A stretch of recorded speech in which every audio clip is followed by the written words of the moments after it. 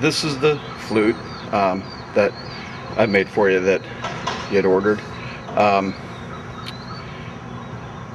This is the natural color of the wood. This is the Purpleheart. Might change into more of a purple over time.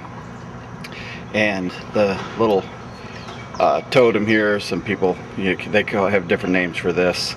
But this is Osage orange. Here, I don't know if you can really see that very well in this lighting, but this is Osage orange. This I burned in with a wood burner, and then the layering in here, this is Purpleheart. So it's Osage orange, Purpleheart, and Osage orange on the other side of it too. And then of course everything was hand done.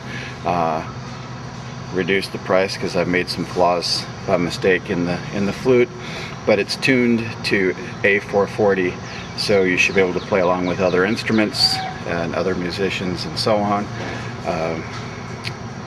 And this, to take this totem or this fipple off, what we have here is,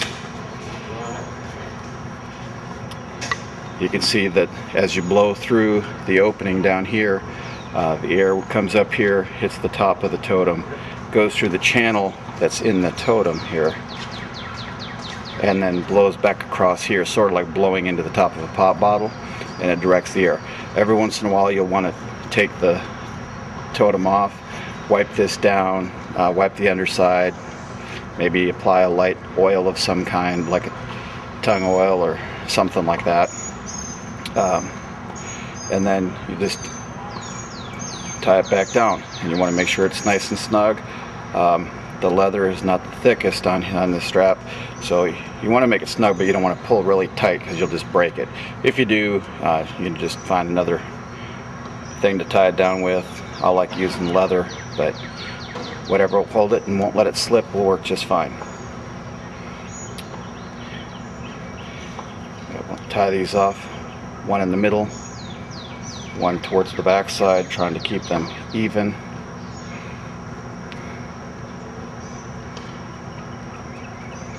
That'll apply steady pressure across the whole length of it so that it'll direct the air properly for you.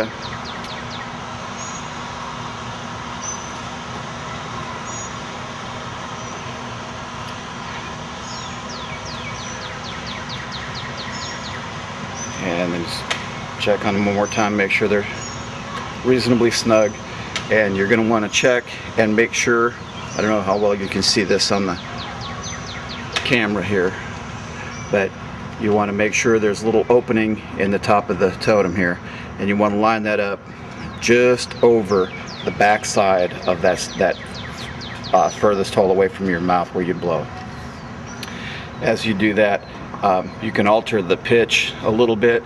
If you play it and it doesn't sound quite right, chances are you're getting an air leak blowing from there somewhere, so make sure that your totem is lined up okay and it's snug and it's over the hole. If not, just make some adjustments and it'll be fine. So you can hear by that it sounds a little airy, so I'm going to try and adjust it, tighten it down a little bit more.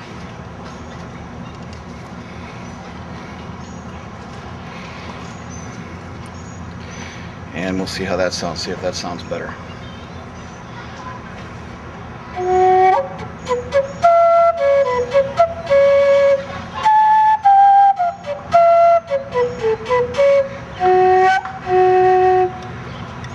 And as you play the lower notes, you're going to blow less.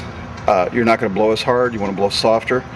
And then when you play the higher notes, of course, you're going to force more air rapidly through the opening, so you're going to blow a little harder as you go up. And it doesn't take much time at all, and you'll get used to that. I'm just trying to tighten this down. It sounds like I got a leak in here a little bit.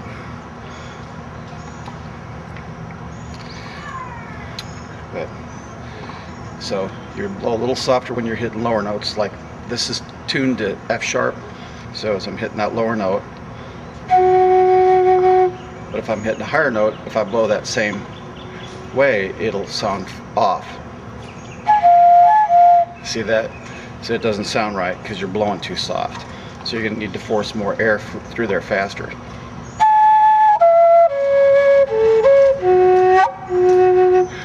And by blowing the air soft on the lower note and then raising my fingers and blowing a little harder as I do it, I can make it jump octave a little bit and give it that little sound that most people associate with wooden flutes like this.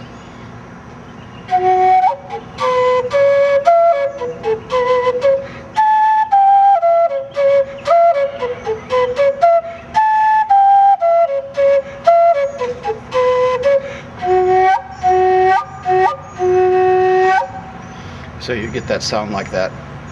I don't know if it'll sound different farther away or not.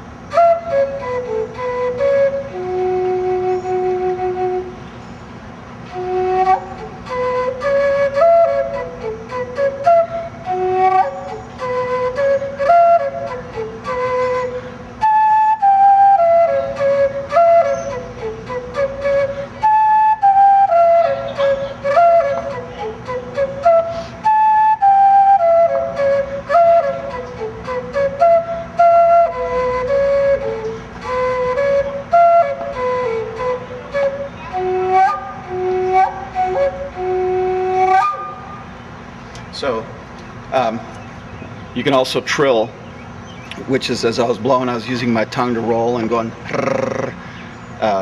doing that kind of thing. That gives you a different sound too. I'm going to go ahead and post this on YouTube so that you can see it. But like I said, I forgot to mention, if you're playing a lot,